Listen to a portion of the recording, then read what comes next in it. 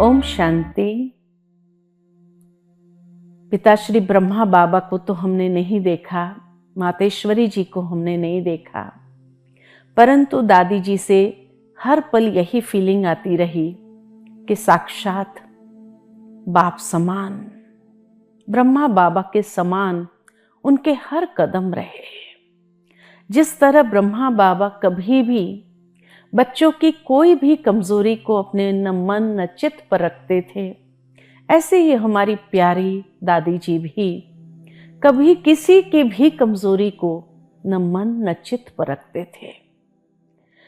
जिस तरह एक माँ होती है, अपने आंचल में हर एक को समा लेती है, प्यारी दादी जी भी हर एक को यही भासना देती थी अपने संग से कि जैसे वो इस यज्ञ के लिए बहुत अमूल्य है, रतन है।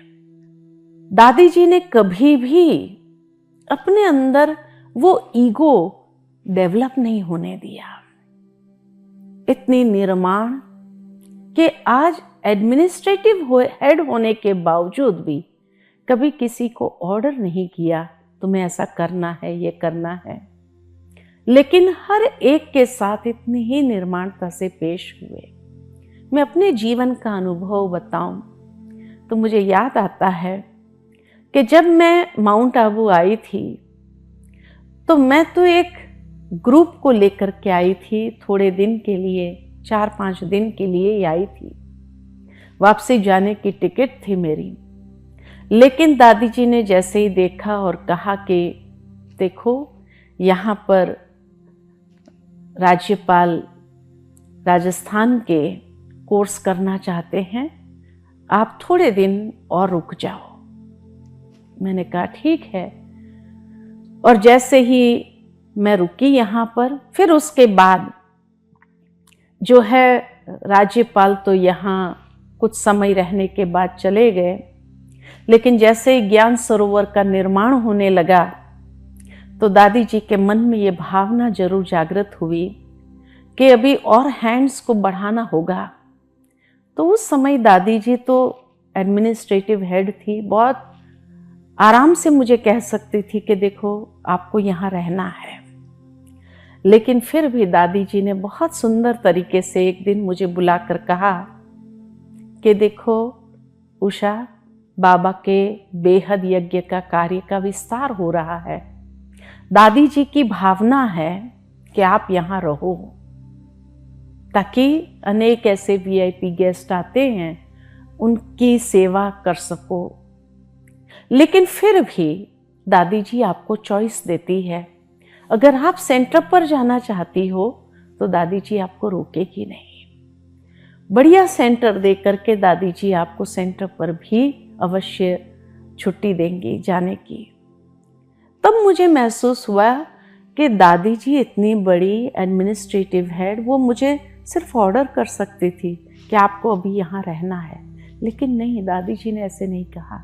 दादी जी ने कहा आपका चॉइस जो होगा उसको दादी जी भी रिस्पेक्ट करेगी। मुझे इतना अंदर में लगा कि अगर ऐसी महान आत्मा के संग मुझे रहने को मिले तो मुझे कितना कुछ अपने जीवन में भी सीखने को मिले। उसके बाद मुझे जैसे ही रहने को यहाँ प्राप्त हुआ अवसर, तो मैंने देखा दादी जी भले इतने बड़े हैं, लेकिन उन्हें ये ईगो नहीं था कि मैं सब कुछ जानती हूँ या मुझे सब कुछ आता है। दादी जी की भावना हमेशा सीखने की रही, इस एज में भी। तो जैसे ही मैनेजमेंट ट्रेनिंग कोर्स आरंभ हुआ तो एक दिन दादी जी ने मुझे बुलाकर पूछा, तो आप ये कोर्स कर रही हो? मैंने कहा कि नहीं, मैंने नाम नहीं लिखाया। मेरा लक्ष्य ये था कि मेरा टोटल फोकस ज्ञान और योग के डेवलपमेंट पर हो, ये मैनेजमेंट में मुझे जाना नहीं है। तो दादी जी ने मुझे कहा कि नहीं, आपको ये कोर्स करना होगा। मुझे ये नहीं मालूम था कि दादी जी मुझे इतना फोर्स क्यों कर रहे हैं। तो मैंने दादी जी से कहा, दादी जी मैंने तो रजिस्ट्रेशन नहीं कराया है। तो दादी जी ने उसी समय फ़ोन लगा करके रजिस्ट्रेशन करने के लिए कहा कि भाई उषा मधुबन से बैठेगी इस ट्रेनिंग के लिए, तो आप उसका नाम रजिस्टर कर दो। खैर मेरा नाम रजिस्ट्रेशन तो हो गया, मैंने कोर्स भी किया, लेकिन जैसे ही मैं कोर्स करके रोज आती थी, ये ट्रेनिंग करके आती थी, रोज दादी जी मुझे बुलाते थे और पूछते थे, अच्छा आज तुमने क्या सीखा, आज तुमने क्या सीखा। माना दादी जी के मन में सीखने की भावना थी मेरे द्वारा कि ये मैनेजमेंट ट्रेनिंग कोर्स जो सारे कर रहे हैं, आखिर उसमें ऐसा क्या है। सारा सुनने के बाद जैसे मैं रोज की बातें सुनाती थी, तो कभी दादी जी मुझे बताती थी, देखो बाबा की मैनेजमेंट में आपको बताती हूँ। बाबा की मैनेजमेंट के बारे में जब सुनाते थे तो बाबा के जीवन चरित्र के बारे में भी पता चलता था कि बाबा का व्यक्तित्व कैसा था और किस तरह बाबा ने सारा यज्ञ मैनेज किया था, सारा यज्ञ का एडमिनिस्ट्रेशन किया था। उसके बाद दादी जी को जो बातें अच्छी लगती थी तो मुझे कहा कि ये बातें बहुत अच्छी है, नोट कराती थी, ये बातें बहुत अच्छी है, और जो बहनें अकाउंट्स में आती है तुम उनको भी सुनाओ। तो दादी जी को ये नहीं होता था कि बस अभी इसने सीख लिया ठीक है, नहीं, औरों को भी सुनाओ, औरों को भी सिखाओ। तो जब तक उनका अकाउंट का नंबर आता है वो बैठी होती, उनको भी सिखाओ, उनको भी सुनाओ, उनको भी ट्रेनिंग दो। और जैसे जैसे मैं सुनाती जाती थी मेरा अंदर ही अंदर पक्का होता जाता था। उसके बाद मुझे लगा कि मैं तो हेडक्वार्टर में बैठी हूँ, मुझे कौन इनवाइट करेगा, कैसे करेगा।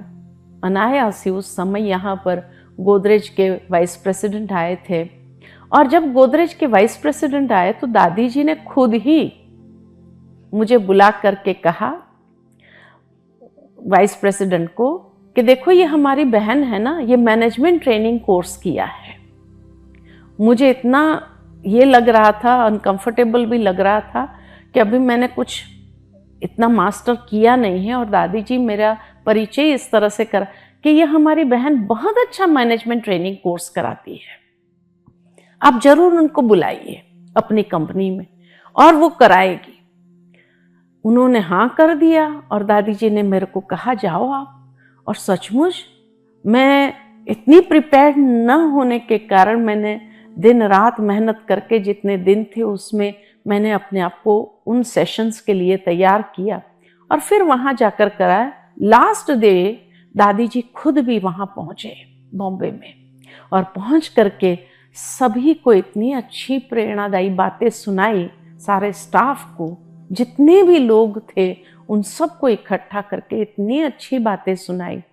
कहने का भावार्थ, दादी जी के अंदर इतनी बड़ी अथॉरिटी होने के बाद एक सीखने की भावना और सिखाने की भावना, आगे बढ़ाने की भावना कि ये कहाँ जाएंगे, इसीलिए हर एक को उस अनुसार परिचय देती थी।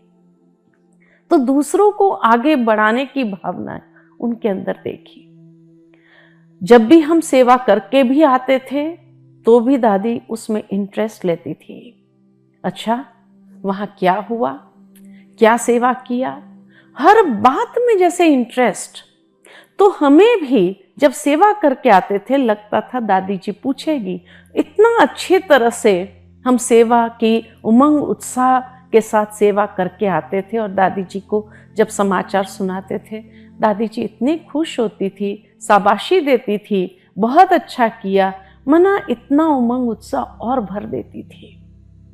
दूसरी बात हमने ये देखा कि मैं तो बहुत छोटी थी, लेकिन फिर भी दादी जी के मुख से हमेशा, जब भी दादी वीआईपीस के साथ में मिलते थे, हम भी बैठे होते थे, जैसे कभी शिविर का ग्रुप बैठा होता था तो दादी जी के साथ में हम बैठे होते थे, तो दादी जी उस वक्त हमें कभी भी नाम से नहीं बुलाती थी। मेहमानों के सामने दादी जी हमेशा यही कहती थी, उषा बहन, शीलू बहन, ये हमारी बहनें हैं।